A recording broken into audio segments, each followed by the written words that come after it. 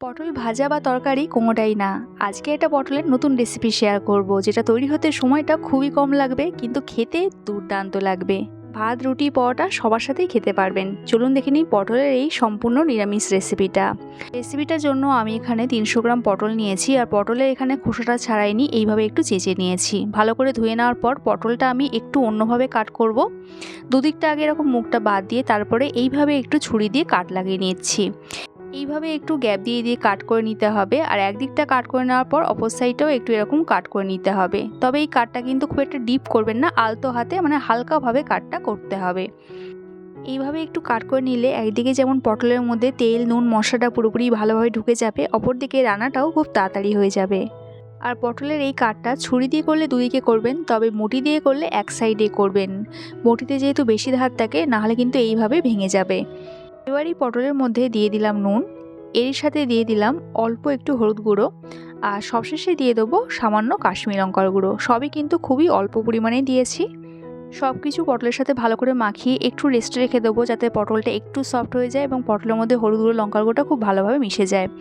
এই সময় আমি একটা মশলা প্রিপারেশন করে নেবো। তার জন্য এখানে নিয়েছি 1 চামচ সাদা সর্ষে, আর এরই সাথে দিয়ে দেবো 2 চামচ পোস্ত। এখানে কিন্তু সাদা সর্ষেটাই দেবেন, কালো সর্ষেটা ব্যবহার করবেন না। এরই সাথে এখানে 2টো কাঁচা লঙ্কা নিয়েছি। আগে সর্ষে আর পোস্তটা শুকনো অবস্থা ব্লেন্ড করে নেবেন, তারপরে লঙ্কা দিয়ে এটা একটা পেস্ট বানিয়ে নেবেন। আর মশলার পেস্টটার পর আমি মিক্সিং জার দিয়ে সামান্য একটু জলের সাথে মিশিয়ে নিয়েছিলাম। এবার পটলগুলো সবার আগে ভেজে নেবো। তার জন্য কড়াই দিয়ে দিলাম বেশ কিছুটা সর্ষের তেল। তবে এই রান্নাটা আপনারা সাদা তেলেও করতে পারেন। তেলটা খুব ভালো মতন গরম হয়ে গেলে গ্যাসের ফ্লেমটা একদম লোতে করে দিতে হবে, তারপরে পটলগুলো ভেজে নিতে হবে। আর আমি এখানে যেভাবে পটলটা আজকে ভাজবো সেইভাবে ভাজলে তেলটা আর সময়টা দুটোই কম লাগবে। তেলের সাথে পটলটা ভালো করে মিশিয়ে নেওয়ার পর গ্যাসের ফ্লেমটা লোতেই রেখে ঢাকা দিয়ে দেবো 2 মিনিটের জন্য। ঢাকাটা খুলে পটলটা একবার এপিট উপিট করে দেবো, যাতে অপর সাইডটাও ভাজা হয়ে যায়। আর অপর সাইডটাও ভাজার জন্য আরও মিনিট 2 জন্য ঢাকা দিয়ে এইভাবে রেখে দেবো। গ্যাসের ফ্লেমটা কিন্তু লোতেই রেখে দিতে হবে। এবার মিনিট 2 বাদে আবারও ঢাকাটা খুলে নিলাম। এরই মধ্যে কিন্তু পটলটা প্রায় 70 থেকে 80% মতন সেদ্ধ হয়ে যাবে। আর যদি আপনারা পটলটা এইভাবেই ভাজা খেতে চান, আরও মিনিট 2 মতন একটু নেড়ে চেড়ে লালচে করে ভেজে নেবেন। তো আমি যেহেতু আজকে একটু অন্য প্রসেসে রান্নাটা করব, তো আমি এই স্টেজেই পটলটা তুলে নিলাম। আর দেখুন এখানে পটলগুলো দেখতে কতটা সুন্দর হয়েছে। ওই কাট লাগানোর ফলে একদিকে যেমন এরকম দেখতেও সুন্দর হয়, অপরদিকে কিন্তু মশলাটাও কিন্তু পটলের মধ্যে পুরো ঢুকে যায়। তো আমি এখানে যে টোটাল পটল ছিল 2টো এরকম ব্যাচে ভেজে নিয়েছি, এতে ভাজাটা ঠিকঠাক হবে, খুব সুন্দরভাবে ভাজা হয়ে যাবে। এবার ওই কড়াইয়ের মধ্যে আর কিন্তু তেল দেবো না, ওই তেলের মধ্যে একটু দিয়ে দিলাম কালো জিরে ফোড়ন। ফোড়নটা একটু কয়েক সেকেন্ডের জন্য নেড়ে নিলাম। তারপরে সর্ষে পোস্তর পেস্টটা এখানে দিয়ে দিলাম। এর সাথে বাটি ধুয়ে সামান্য একটু জল এখানে দিয়ে দিলাম। 4 থেকে 5 চামচ মতন জলে কিনতে হবে, এর থেকে বেশি জল আর দেবেন না। এবার গ্যাসের ফ্লেমটা লোতেই রেখে সর্ষে আর পোস্তটা একটু কষিয়ে নেবো। এখানে কিন্তু হলুদ গুঁড়ো, লঙ্কার গুঁড়ো আর কিছুই পড়বে না। যেহেতু পটল ভাজায় নুন আছে, তাই আমি আর নুনটাও দিলাম না। যদি প্রয়োজন হয় সামান্য একটু দিতে পারেন। 1 মিনিট মতন সর্ষে পোস্তটা একটু কষিয়ে নিয়েছি। এরপর এখানে ভাজা পটলগুলো দিয়ে দেবো। যেহেতু এখানে সর্ষে পোস্তটা আগে থেকেই একটু কষানো আছে, তাই পটলের সাথে আর বেশিক্ষণ কষাতে হবে না। একটু সব কিছু নেড়ে ছেড়ে ভালো করে মিশিয়ে নেবো, যাতে সর্ষে পোস্তটা পটলের সাথে ভালো করে মিশে যায়।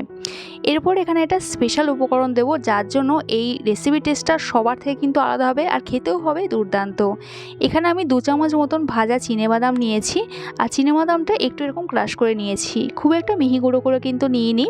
এখানে এই বাদামটা দিয়ে দিলাম। আর বাদামটা এখানে অবশ্যই দেওয়ার চেষ্টা করবেন, এতেই রেসিপি টেস্টটা কিন্তু খুব ভালো আসবে। বাদামটা পটলের সাথে একটু আবারও ভালো করে মিশিয়ে নিলাম। আর ঢাকা দিয়ে দিলাম জাস্ট 2 মিনিটের জন্য, যাতে বাদামটা একটু নরম হয়ে যায় আর বাদামের ফ্লেভারটা পটলের সাথে খুব ভালো করে মিশে যায়। তো এখানে রান্নাটা অলমোস্ট হয়ে এসেছে, আর কিন্তু এখানে কিছুই করার নেই। আর এই স্টেজে আমি গ্যাসটা অফ করে দিলাম। আর সবশেষে এখানে ওপর থেকে একটু কাঁচা সর্ষের তেল দিয়ে দিলাম। যেহেতু এখানে পোস্ত আছে, এতে ফ্লেভারটা দারুণ আসবে। তো রেডি হয়ে গেল আজকের আমাদের রেসিপি পটল বাহার। আর পটলের এই পদটা দিয়ে আপনারা ভাত, রুটি, পরোটা যেটা খুশি কিন্তু খেতে পারবেন। সবার সাথেই খেতে এটা দারুণ লাগবে।